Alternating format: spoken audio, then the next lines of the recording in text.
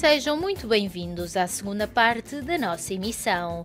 Hoje é quinta-feira, dia do nosso magazine Vida em França, mas já de imediato o convidado de Neidi Ribeiro sobre a Cimeira para a Democracia promovida pelos Estados Unidos da América. Convidado.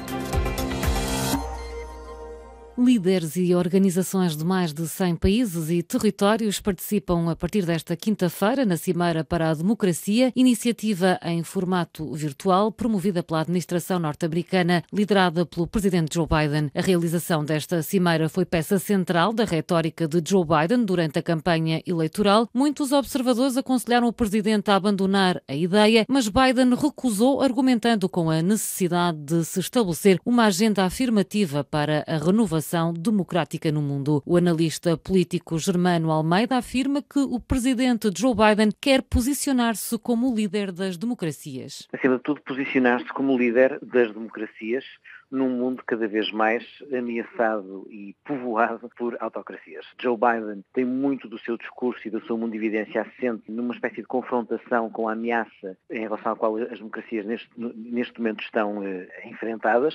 O próprio presidente dos Estados Unidos, na tomada de posse, diz que tem que terminar a guerra incivil que assolou os Estados Unidos no pós-Trump e no pós-invasão do Capitólio. Sabe também que esse é algo que em todo o mundo tem vindo a ter novos desenvolvimentos.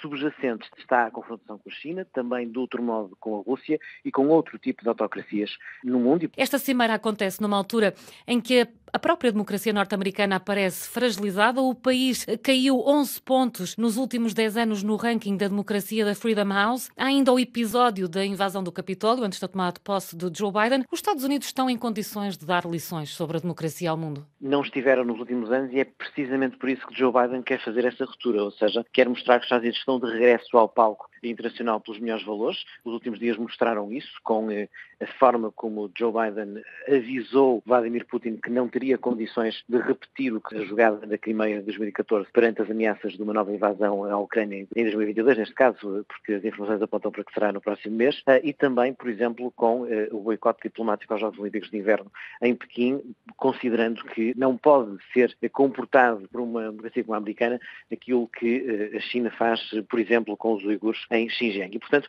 há um regresso da administração americana a um posicionamento de valores que não teve na administração anterior. É verdade que há quem considere que os Estados Unidos ainda não estão em condições de se afirmar assim. Um exemplo que deu mostra isso, outros rankings apontam de facto para aí, mas eu acho que há essa duplicidade de Joe Biden assumir que os Estados Unidos correm esse risco. Ele recentemente, no Dia da Democracia, disse que a democracia nunca está perfeita, nem nunca é final, é um processo, e quer com isto posicionar-se, não só se posicionar, como também fazer as suas escolhas e marcar as cartas pela lista de convites e pela lista de ausências. Esta lista de convites está a ser, de alguma forma, criticada. A Turquia, aliados dos Estados Unidos na NATO, a Hungria, Cuba, Guatemala, Venezuela, os parceiros árabes tradicionais dos americanos, Egito, Arábia Saudita, Jordânia, Catar ou os Emirados Árabes Unidos não foram convidados para esta cimeira. De fora ficam ainda o Irão, a China, a Rússia, os velhos inimigos dos Estados Unidos.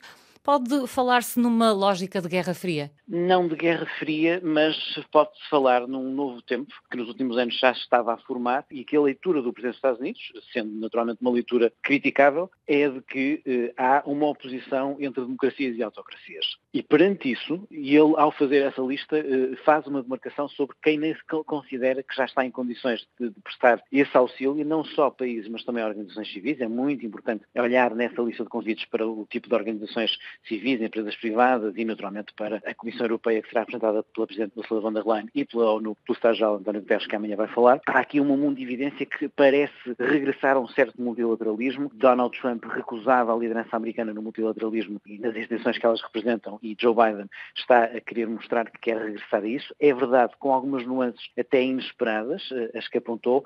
Por exemplo, há um óbvio desafio à China, porque o único país não reconhecido convidado é Taiwan, e, por exemplo, Singapura está na lista de ausências. O convite a Taiwan era expectável? Dentro dessa lógica de desafio à China. Eu acho que, acima de tudo, reforça a demarcação, porque o que essencialmente Joe Biden quer mostrar, além desse regresso aos melhores valores e ao regresso América a eles, como há pouco expliquei. O que essencialmente Biden quer mostrar é que se sente em condições de liderar esse processo democrático e que se sente em condições de que as democracias possam prevalecer, apesar das autocracias terem cada vez mais força, nomeadamente com China e Rússia de por meio. Portanto, essa confrontação com a China. Recordo também que isto acontece não muito tempo depois, 3 meses depois da maior humilhação americana em muitas décadas no palco internacional, que foi a saída fracassada do Afeganistão. E dentro disso, naturalmente que Joe Biden precisa de reposicionar também o seu discurso e as suas ações, reforçando algo que foi muito importante para a sua campanha, que foi essa noção de que precisava, de que quer afirmar os Estados Unidos como líder das democracias, numa ideia que, enfim, curiosamente, parece recuperar um pouco aquilo que era, por exemplo, a ideia da campanha presidencial de John McCain em 2008, em criar uma Liga das Democracias. E na altura, curiosamente, isso parecia reunir mais consenso entre democratas e republicanos em Washington, mas, entanto, passou muito tempo e, neste momento, de facto, os Estados Unidos estão mais numa sociedade quebrada do que propriamente numa sociedade de consensos. Mas como se explica o convite que é feito ao Brasil, à Índia, Filipinas, Polónia, países cujas democracias são, neste momento, questionáveis? Há aqui 2 pesos e 2 medidas? Há claramente uma noção de que, para além de líderes momentâneos, o que é que eles representam no palco internacional para os Estados Unidos. E todos os países que referiu, embora tenham líderes muito discutíveis, pessoalmente eu não me revejo em nenhum deles, mas são países fundamentais no palco internacional para as alianças que os Estados Unidos querem construir. Filipinas e Índia, por diferentes razões, mas são cruciais para travar a China. O Mar do Sul da China é o novo palco geoestratégico do mundo e os Estados Unidos fizeram essa flexão para lá com o AUKUS e a Índia será cada vez mais dentro disso o contrapeso que os Estados Unidos precisam naquela região para a questão da China e o caso da Polónia é fundamental também dentro de toda a tensão que se gera com a Rússia e na frente leste, digamos assim, europeia. E o Brasil, muitas vezes nos esquecemos disso, mas o Brasil é, a seguir aos Estados Unidos, o maior país do hemisfério ocidental e, portanto, é algo que Joe Biden percebe que, independentemente de momentaneamente ter um líder lastimável e lamentável como é Bolsonaro, vamos achar que é algo passageiro como foi Trump nos Estados Unidos.